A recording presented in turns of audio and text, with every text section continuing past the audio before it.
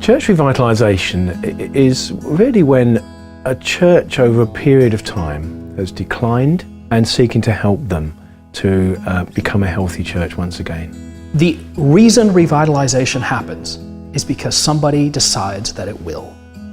I'm not going to let discouragement, depression, finances, anything dissuade me from this revitalization goal. There's always an element of risk. It's changing things, it's coming out of what appears to be comfortable, even though we know it's not right. It's shifting things, it's leading people into areas where they're not going to be comfortable. Within the concept of church revitalisation, the one that works best is when a larger church, if they're looking at church plants, for example, to say, well, actually there's a church here that we could get involved with. Second outcome is that they can turn it around themselves. If we can define where the areas are that they're failing in, we have ways and means of helping them. The third thing is that a church reaches a point where they realise that through various circumstances they need to die, and they need to die well, and that we can help them to do that. Northfield is a community of about 25,000 people. It's a suburb really of Birmingham, and the church is situated in the middle really of a large estate of about 3,000 homes.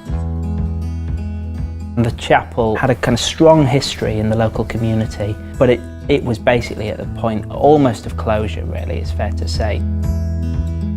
We originally got to the point where we thought we were going to lock the doors, and so it was a huge relief as well as a challenge to us to take on John as pastor. So it's that spirit really of trusting the Lord and allowing change so long as it's honouring to Him.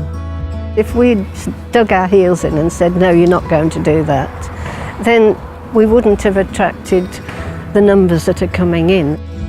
There were a couple of families that found it difficult. They could see that things were working and it was honouring the Lord, and so we stayed with it. Sadly, we lost them.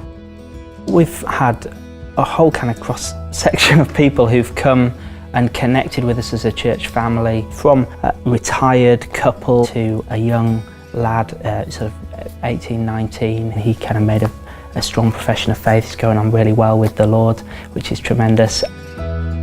It's just lovely to see the spirit of people that we're agreeing and we're worshipping together, and God's word is the centre of all of it.